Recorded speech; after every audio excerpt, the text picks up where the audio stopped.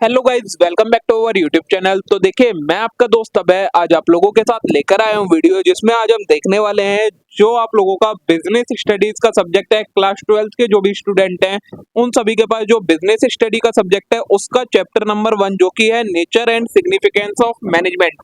आज की वीडियो में हम कवर करने वाले हैं इस कंप्लीट चैप्टर को। हो सकता है वीडियो के एक से ज्यादा पार्ट बने, मतलब पार्ट्स में वीडियो आए। आज आएगा इसका वीडियो का पार्ट नंबर 1, जिसमें आज हमें ये चैप्टर स्टार्ट करना है, जिसमें मैं आपको सारे डिटेल नोट्स प्रोवाइड करवाने वाला हूँ, साथ में सभी चीजें एक्सप्लेन करने वाला हूँ, जो जो चीजें मैं आपके साथ में ये लेकर आया हूँ। इसके अंदर आपका जितना भी आपके सिलेबस में दिया गया है, जो भी आपका स्कूल्स का सिलेबस हैगा, उसमें जो भी कंटेंट आपका दिया गया है, सारी चीजें कवर करवाई गई हैं। आप उसे मैच कर लेना बाद में, ठीक है।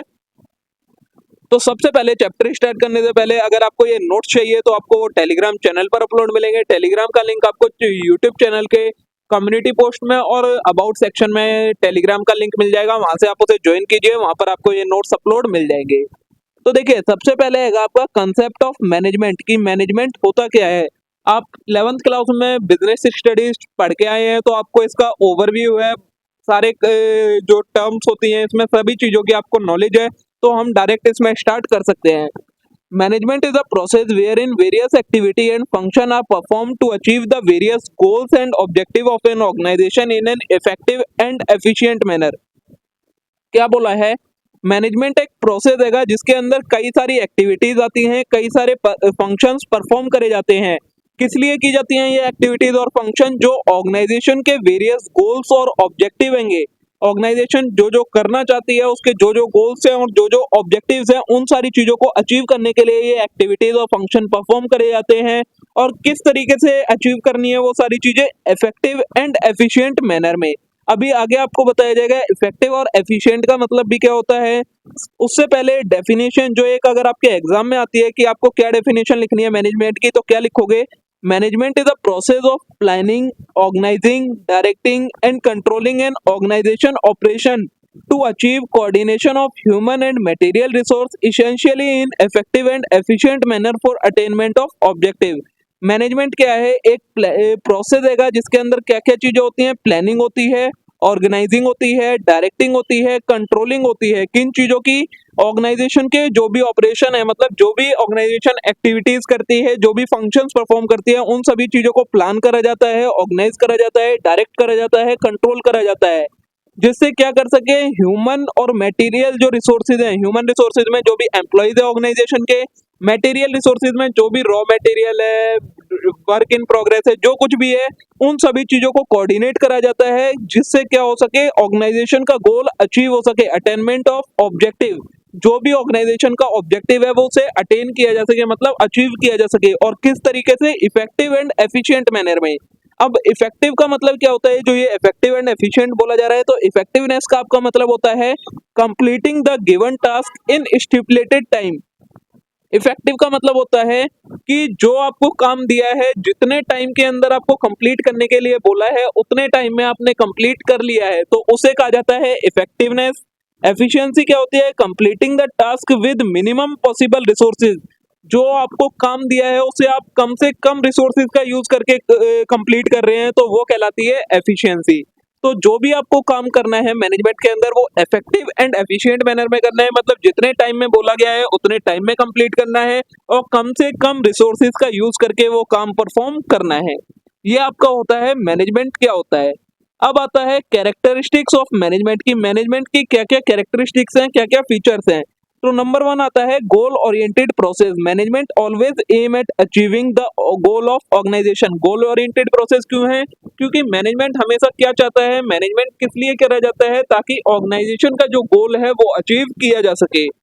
सेकंड कैरेक्टरिस्टिक है परवेजिव। तो परवेजिव क्या है, management is pervasive in sense that various function of management are performed by every organisation irrespective of nature, size, characteristic, geographical location. क्या बोला है, मैनेजमेंट परवेजिव है, इसका मतलब क्या है कि जो मैनेजमेंट का फंक्शन है, मतलब जो मैनेजमेंट करा जाता है, वो हर तरीके की ऑर्गेनाइजेशन में करा जाता है, चाहे वो कितनी भी, कुछ भी उसका नेचर हो ऑर्गेनाइजेशन का, कुछ भी साइज हो, चाहे कुछ भी कैरेक्टरिस्टिक हो ऑर्गेनाइजेशन की, या किसी भी लोकेशन पर हो, हर जगह मैनेजमेंट का फंक्शन परफॉर्म करा जाता है, इसलिए इसे परवेजिव इन नेचर बोला जाता है। नेक्स्ट है कॉन्टिन्यूअस प्रोसेस। तो management is said to be continuous process in sense that manager perform several function simultaneously, it is never ending process. Management के फंक्शन को कॉन्टिन्यूअस प्रोसेस क्यों बोला जाता है? क्योंकि इसके अंदर जो मैनेजर्स होते हैं वो कई सारे फंक्शंस को साइमल्टेनियसली परफॉर्म करते हैं और ये एक नेवर एंडिंग प्रोसेस बन जाता है, कभी भी खत्म नहीं हो जाता है। अभी आगे आपको बताया जाएगा कि मैनेजमेंट का प्रोसेस क्या होता है। तो उसमें एक सीक्वेंस में सारे फंक्शन परफॉर्म करे जाते हैं और जैसे ही लास्ट वाला फंक्शन आता है वैसे ही जैसे ही लास्ट वाला फंक्शन खत्म होता है वैसे ही दोबारा से फर्स्ट वाला फंक्शन परफॉर्म करना शुरू कर दिया जाता है, इसलिए इसे नेवर एंडिंग प्रोसेस बोला जाता है। नेक्स्ट है आपका डायमेंशंस ऑफ मैनेजमेंट। तो management is regarded as multi faceted as it involve numerous dimensions. Three main dimensions of management are. Management को हम मल्टीफेसिटेड बोलते हैं क्योंकि इसमें कई तरीके की डायमेंशंस आती हैं, कई तरीके के, एक तरीके से स्कोप जो होता है वो कई सारा स्कोप है इसमें। तो इसके जो तीन मेन डायमेंशंस है वो कौन कौन सी हैं? सबसे पहले मैनेजिंग वर्क। मैनेजमेंट क्या करता है? वर्क को मैनेज करने के लिए परफॉर्म करा जाता है मैनेजमेंट का फंक्शन। तो management help in translating work in terms of goals and objective which are to be achieved. तो मैनेजमेंट क्या करता है? जो हमारा वर्क है उसे किस चीज में कन्वर्ट कर देता है? गोल्स एंड ऑब्जेक्टिव में कन्वर्ट कर देता है, जिससे फिर हमें क्या पता लग जाता है कि हमें क्या चीज अचीव करनी है। उन गोल्स और ऑब्जेक्टिव को अचीव करने के लिए हम सारा काम करते हैं। नेक्स्ट है डायमेंशन मैनेजिंग पीपल। वर्क के साथ साथ लोगों को भी मैनेज करने में हेल्प करता है मैनेजमेंट। तो it means managing the people working in organisation who work toward the goals and objective. Management क्या करता है? जो लोग ऑर्गेनाइजेशन के अंदर ऑर्गेनाइजेशन के गोल को अचीव करने के लिए, ऑर्गेनाइजेशन के ऑब्जेक्टिव को अचीव करने के लिए काम कर रहे होते हैं, उनको भी मैनेज करने में हेल्प करता है। नेक्स्ट है मैनेजिंग ऑपरेशन। तो operations refers to the process where in inputs are converted into desired output और सर्विस। ऑपरेशन का मतलब क्या होता है? वो प्रोसेस जिसकी मदद से जो इनपुट होता है, इनपुट मतलब रॉ मटेरियल वगैरह जो भी चीज होती है, उसे जो हम प्रोडक्ट बनाना चाहते हैं उसमें कन्वर्ट करा जाता है, या जो सर्विस हम प्रोवाइड करवाना चाहते हैं उस सर्विस में कन्वर्ट करा जाता है, उस चीज को कहा जाता है आपका operation. There management is required so that production carried out smoothly. Management इनका भी मैनेजिंग इनको भी मैनेज करने में हेल्प करता है, जिससे क्या होता है, ये जो प्रोसेस होता है प्रोडक्शन का वो किस तरीके से स्मूथली तरीके से चलता रहे। तो मैनेजमेंट ऑपरेशंस को भी मैनेज करने में हेल्प करता है। तो ये आपकी तीन डायमेंशंस हो गई कि मैनेजमेंट की क्या क्या डायमेंशंस होती हैं। नेक्स्ट कैरेक्टरिस्टिक्स है ग्रुप एक्टिविटी। तो management is a group activity as it unifies the individual effort toward the achievement of organisation goal. Management क्या है? जो मैनेजमेंट का फंक्शन है वो एक तरीके की ग्रुप एक्टिविटी है। इसके अंदर सभी इंडिविजुअल जो ऑर्गेनाइजेशन के अंदर काम करते हैं उन सभी के एफर्ट्स को क्या करा जाता है? कोऑर्डिनेट करा जाता है। किस लिए? ताकि वो ऑर्गेनाइजेशन के गोल को अचीव करने के लिए काम करें। नेक्स्ट है डायनेमिक्स। तो management is dynamic in sense that it must continuously adapt to changing environment. Management क्या है? एक तरीके का डायनेमिक फंक्शन है। डायनेमिक फंक्शन का मतलब क्या है? इसे हरदम जैसे जैसे इस ऑर्गेनाइजेशन के एनवायरनमेंट में चेंज आता है वैसे वैसे मैनेजमेंट को भी उस चेंज के साथ अडेप्ट करना पड़ता है, तो इसलिए इसे डायनेमिक भी बोला जाता है। As the environment change the goal and objective of organisation must also change accordingly.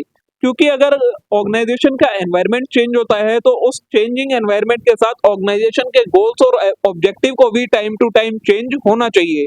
तो ये आपके 6 कैरेक्टरिस्टिक्स हो गई मैनेजमेंट की कि क्या क्या कैरेक्टरिस्टिक्स होती हैं। एक बार दोबारा रिवाइज करवा देता हूँ। गोल ओरिएंटेड प्रोसेस है, परवेजिव होता है, कॉन्टिन्यूअस प्रोसेस है, डायमेंशंस ऑफ मैनेजमेंट है, ग्रुप एक्टिविटी है और डायनेमिक है। ठीक है, अब आता है आपका ऑब्जेक्टिव ऑफ मैनेजमेंट। जो मैनेजमेंट करा जाता है वो करा किस लिए जाता है, क्या पर्पस है मैनेजमेंट करने का, क्या ऑब्जेक्टिव है। तो सबसे पहले आता है इसके अंदर ऑर्गेनाइजेशनल ऑब्जेक्टिव। तो it refers to the objective of using various resources of organisation optimally and efficiently such that they yield maximum benefit. Organisational objective के अंदर क्या आता है कि जो ऑर्गेनाइजेशन है उसके जो भी रिसोर्सेज हैं उन सभी का उस तरीके से यूज करना, ऑप्टिमल तरीके से यूज करना, एफिशिएंटली तरीके से यूज करना, जिससे क्या हो सके, ज्यादा से ज्यादा बेनिफिट निकाला जा सके उन रिसोर्सेज का यूज करके। तो वो चीज आती है ऑर्गेनाइजेशन का फर्स्ट ऑब्जेक्टिव। मतलब मैनेजमेंट का ऑब्जेक्टिव आता है ऑर्गेनाइजेशन का ऑब्जेक्टिव जो है।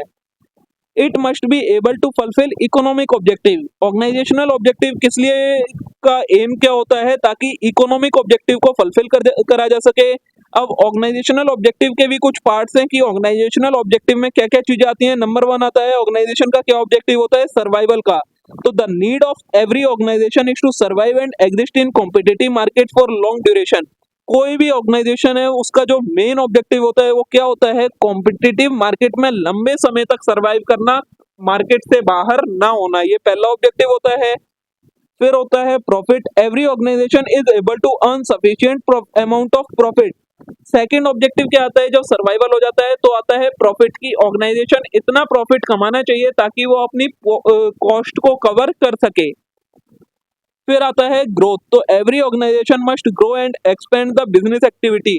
अब एक बार जब प्रॉफिट का ऑब्जेक्टिव भी अचीव हो जाता है तो ऑर्गेनाइजेशन का थर्ड ऑब्जेक्टिव आता है ग्रोथ का, जिसके अंदर ऑर्गेनाइजेशन अपने आप को ग्रो करेगी, अपने आप को एक्सपेंड करेगी। ठीक है। सेकेंड ऑब्जेक्टिव जो हैगा मैनेजमेंट का वो है सोशल ऑब्जेक्टिव, तो it is creation of benefit for the society और doing something for the society.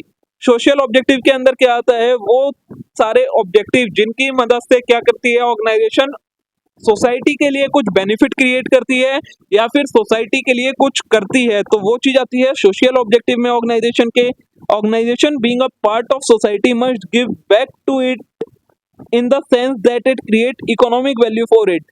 जैसा कि ऑर्गेनाइजेशन एक सोसाइटी का पार्ट होती है तो ऑर्गेनाइजेशन को उस बदले में सोसाइटी को भी कुछ ना कुछ चीजें देनी होती हैं जिससे उनको इकोनॉमिक बेनिफिट हो, तो वही चीज आपकी कहलाती है सोशल ऑब्जेक्टिव। सोशल ऑब्जेक्टिव के अंदर क्या क्या चीजें आपकी इंक्लूड होती हैं, नंबर 1 आता है providing quality product at reasonable price. सबसे पहला सोशल ऑब्जेक्टिव क्या है कि जो सोसाइटी के लोग हैं उसे अच्छा प्रोडक्ट प्रोवाइड करवाना एट रीजनेबल प्राइस। सेकंड आता है using eco friendly method of production, जो प्रोडक्शन के मेथड हैं इको फ्रेंडली मेथड यूज करना जिससे क्या हो, एनवायरनमेंट को या किसी और चीज को कोई भी नुकसान ना हो। थर्ड आता है giving employment opportunity to weaker section, जो भी सोसाइटी का वीकर सेक्शन है मतलब कमजोर लोग हैं उन लोगों को क्या करना, नौकरी की अपॉर्चुनिटी प्रोवाइड करवाना। नेक्स्ट है providing basic facility to employ, जो ऑर्गेनाइजेशन के एम्प्लॉय हैं उनकी जो जो बेसिक फैसिलिटी हैं, जो बेसिक नीड्स हैं उन सभी को फुलफिल करना, कंप्लीट करना। नेक्स्ट है avoiding unfair trade practice such as charging higher price and selling adulterated goods, जो अपना बिजनेस है वो फेयर तरीके से परफॉर्म करना, अनफेयर ट्रेड प्रैक्टिस को अवॉइड करना। अनफेयर ट्रेड प्रैक्टिस के अंदर क्या क्या चीजें आती हैं कि सोसाइटी से ज्यादा प्राइस चार्ज करना गुड्स का या फिर सोसाइटी को खराब गुड्स सेल करना, तो इन तरीके की चीजों को नहीं अपनाना है। नेक्स्ट है क्रिएटिंग वेरियस सोशल एमिनिटीज, और कई सारी तरीके की सोशल एमिनिटीज मतलब सुविधाएं प्रोवाइड करवाना सोसाइटी को, तो वो सारे आते हैं आपकी सोशल ऑब्जेक्टिव के अंदर। ठीक है। थर्ड टाइप का ऑब्जेक्टिव आता है मैनेजमेंट का पर्सनल ऑब्जेक्टिव, तो management must fulfil the personal objective of individual so that employ feel satisfied and motivated and worked wholeheartedly for organisation. Personal objective में क्या आता है कि मैनेजमेंट को जो एम्प्लॉय ऑर्गेनाइजेशन के अंदर काम कर रहे हैं उनका जो भी इंडिविजुअल ऑब्जेक्टिव है, पर्सनल ऑब्जेक्टिव है, उन सभी ऑब्जेक्टिव को भी फुलफिल करना, कंप्लीट करना, जिससे क्या हो जो एम्प्लॉय है वो सेटिस्फाइड फील करें, मोटिवेटेड फील करें और पूरी लगन के साथ, पूरे दिल के साथ ऑर्गेनाइजेशन के अंदर काम करें। तो ये आता है आपका पर्सनल ऑब्जेक्टिव में। अब इन पर्सनल ऑब्जेक्टिव को हम इंडिविजुअल ऑब्जेक्टिव भी बोलते हैं। इसके अंदर क्या क्या चीजें आती हैं, कॉम्पिटिटिव सैलरी, मतलब जो उनकी फेयर सैलरी है उतनी उन्हें सैलरी प्रोवाइड करवाना। पर्सनल ग्रोथ एंड डेवलपमेंट, उन्हें ग्रोथ एंड डेवलपमेंट की अपॉर्चुनिटी देना। पीर एंड सोशल रिकॉग्निशन, उनके अच्छे काम के लिए उन्हें रिकॉग्नाइज करना। Good and healthy working condition, और उन्हें एक अच्छी हेल्दी वर्किंग कंडीशन प्रोवाइड करवाना, ये ऑर्गेनाइजेशन का इंडिविजुअल या पर्सनल ऑब्जेक्टिव में आता है। ठीक है। तो ये आपके 3 तरीके के ऑब्जेक्टिव हो गए, आपके social objective, personal objective and organisational objective, और इनके अंदर क्या क्या चीजें आती हैं वो सारी चीजें भी मैंने आपको एक्सप्लेन कर दी है। ठीक है। नेक्स्ट आता है आपका इंपॉर्टेंस ऑफ मैनेजमेंट, की मैनेजमेंट की क्या इंपॉर्टेंस है। तो पहला आता है अचीवमेंट ऑफ गोल। इंपॉर्टेंस में आप क्या चीजें देखेंगे कि मैनेजमेंट किस किस चीज में आपकी हेल्प करता है। अचीवमेंट ऑफ गोल, तो an organisation require management for achievement of organisational goal and objective.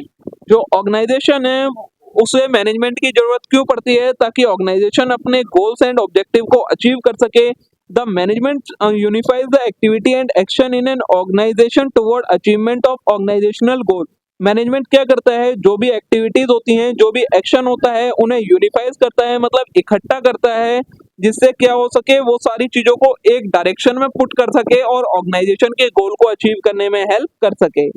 Next आता है एफिशिएंसी इन वर्क। तो through management in form of planning, organising, directing, controlling, staffing, efficiency and productivity can be increased in organisation. Management के functions की मदद से, जो management के 5 function है अभी आपको आगे पढ़ाए जाएंगे, planning, directing, controlling, staffing and organising. इन 5 फंक्शंस की मदद से क्या करता है मैनेजमेंट, एफिशिएंसी और प्रोडक्टिविटी बढ़ा देता है ऑर्गेनाइजेशन की, जिससे क्या होता है, ऑर्गेनाइजेशन का आउटपुट बढ़ जाता है और ऑर्गेनाइजेशन की एफिशिएंसी भी बढ़ जाती है। नेक्स्ट है क्रिएटिंग डायनामिज्म। तो every organisation must adapt itself to continuously changing business environment. हर ऑर्गेनाइजेशन को अपने बिजनेस एनवायरनमेंट में जिस तरीके से चेंज होते हैं उसके अकॉर्डिंग अपने आप को चेंज करना होता है। Management help employ to comfortably adapt to this changes. तो मैनेजमेंट क्या हेल्प करता है एम्प्लॉय को, जो ये एनवायरनमेंट में चेंजेस हो रहे हैं और जो ऑर्गेनाइजेशन उनकी वजह से चेंजेस कर रही है, उन सारे चेंजेस को अडेप्ट करने में, मतलब कोप अप करने में उन चेंजेस के साथ एम्प्लॉयज की मदद करता है। नेक्स्ट है अचीवमेंट ऑफ पर्सनल ऑब्जेक्टिव। तो along with organisational goals, management help in achieving personal goal of individuals. Organisation का गोल अचीव करवाने के साथ साथ मैनेजमेंट और क्या इंश्योर करता है कि जो इंडिविजुअल्स, जो एम्प्लॉयज वर्क कर रहे हैं ऑर्गेनाइजेशन के अंदर, उनके गोल्स को भी अचीव किया जा सके। तो ये भी उसका मैनेजमेंट का एक इम्पोर्टेंस हो जाती है। This is done with motivation and leadership by manager. और ये किसकी मदद से करा जाता है, इंडिविजुअल ऑब्जेक्टिव को अचीव, मोटिवेशन और लीडरशिप जो प्रोवाइड करवाते हैं मैनेजर, उसकी मदद से जो इंडिविजुअल्स हैं उनके भी ऑब्जेक्टिव को अचीव करवाया जाता है। नेक्स्ट है सर्विंग सोसाइटी। तो management also help in development of society by producing high quality goods, creating employment opportunities, adopting eco friendly technique. Management और किस चीज में हेल्प करता है, सोसाइटी के डेवलपमेंट में हेल्प करता है, क्वालिटी के हाई क्वालिटी गुड्स प्रोड्यूस करके, एम्प्लॉयमेंट अपॉर्चुनिटीज क्रिएट करके, इको फ्रेंडली टेक्निक्स एडॉप्ट करके सोसाइटी का बेनिफिट करता है और सोसाइटी को सर्व करता है। तो ये आपकी इंपॉर्टेंस हो गई कि मैनेजमेंट की आपकी क्या क्या इंपॉर्टेंस होती है, ठीक है। नेक्स्ट आता है आपका नेचर ऑफ मैनेजमेंट की मैनेजमेंट का नेचर क्या होता है। तो मैनेजमेंट के नेचर को आपको 3 तरीके से बताया है, management as a science, management as a art and management as a profession. तो सबसे पहला है मैनेजमेंट एज अ साइंस। तो as a science management fulfil following criteria. तो एज अ साइंस कैसे है मैनेजमेंट को हम एज अ साइंस तब कहेंगे जब ये जो क्राइटेरिया दिए हैं इन्हें फुलफिल करेगा। पहला है सिस्टमेटिक बॉडी ऑफ नॉलेज। तो management is a defined body of knowledge which is based on cause and effect relationship. जो मैनेजमेंट होना चाहिए वो कैसा होना चाहिए, एक डिफाइंड बॉडी ऑफ नॉलेज होना चाहिए जो कि कॉज एंड फैक्ट की रिलेशनशिप पर बेस्ड होना चाहिए, तब हम उसे कहेंगे कि ये मैनेजमेंट एज अ साइंस है। नेक्स्ट है थ्योरीज बेस्ड ऑन एक्सपेरिमेंट। तो the principle of management is developed by continuous observation and experiment over year. जो मैनेजमेंट एज अ साइंस होता है उसका जो प्रिंसिपल्स होते हैं, जो उसकी जिन भी प्रिंसिपल्स पर वो मैनेजमेंट वर्क करता है, वो कई सारी ऑब्जर्वेशंस के बाद और कई सारे ईयर्स के बाद एक्सपेरिमेंट करके बनाई गई थ्योरीज होती हैं, उनके ऊपर मैनेजमेंट वर्क करता है मैनेजमेंट एज अ साइंस के अंदर। नेक्स्ट है यूनिवर्सल वैलिडिटी। तो the principle of science are universally valid. Similarly, the theories and principle of management are also valid to some extent and act as guidelines for managerial action in different situation.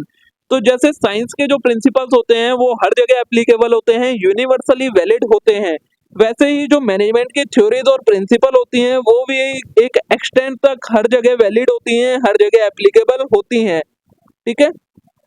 ये हो गया आपका management as a science. Next आता है आपका management as an art. तो criteria for management as to be called as an art.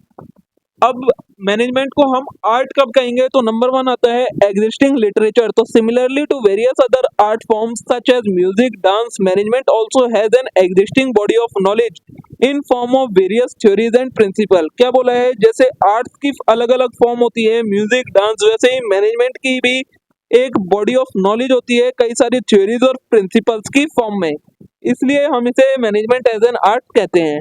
Next है dynamic application. तो art is application of knowledge in personalised and creative manner. Arts का मतलब क्या होता है कि किसी इंडिविजुअल की जो नॉलेज है वो उसे अपने पर्सनलाइज्ड और क्रिएटिव तरीके से अप्लाई करता है हर चीज में। Similarly managers apply basic theory and principle of management in creative manner according to need of situation. ऐसे ही मैनेजमेंट के अंदर मैनेजर्स क्या करते हैं, जो थ्योरीज और प्रिंसिपल होते हैं मैनेजमेंट के, उन्हें क्रिएटिव मैनर में अप्लाई करते हैं सिचुएशन की नीड्स के अकॉर्डिंग। ठीक है, नेक्स्ट है प्रैक्टिस एंड क्रिएटिविटी। तो under art there is a continuous practice and innovation on part of artist. Similarly, in management with continuous practice, the manager use his own creativity and imagination to formulate new and unique way to deal with situation। क्या बोला है, जैसे art के अंदर continuous practice and innovation एक part होता है artist का। मतलब एक आर्टिस्ट है वो हमेशा प्रैक्टिस करता रहता है, हमेशा इनोवेशंस करता रहता है। वैसे ही मैनेजमेंट भी क्या है, एक कॉन्टिन्यूस प्रैक्टिस है जिसके अंदर मैनेजर अपनी ओन क्रिएटिविटी और इमेजिनेशन से नई नए और तरीके ढूंढता रहता है किसी भी सिचुएशन के साथ डील करने के, कि अगर ऐसी सिचुएशन क्रिएट होती है तो मैं उसके साथ कैसे डील करूंगा, ऐसी सिचुएशन में कैसे रिस्पॉन्ड करूंगा।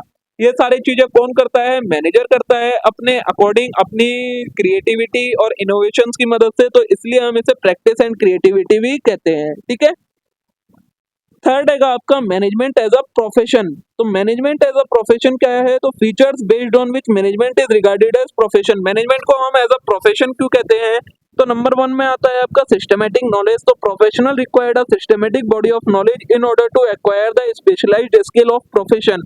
जैसे प्रोफेशनल को एक systematic body of knowledge acquire करनी पड़ती है एक स्पेशलाइजेशन पाने के लिए प्रोफेशन के अंदर। सिमिलरली मैनेजमेंट है तो systematic and well defined body of knowledge. वैसे ही मैनेजमेंट भी क्या है, एक systematic and well defined body of knowledge है। नेक्स्ट है प्रोफेशनल एसोसिएशन। तो similarly to other profession management is also affiliated to professional association which regulate function of its member.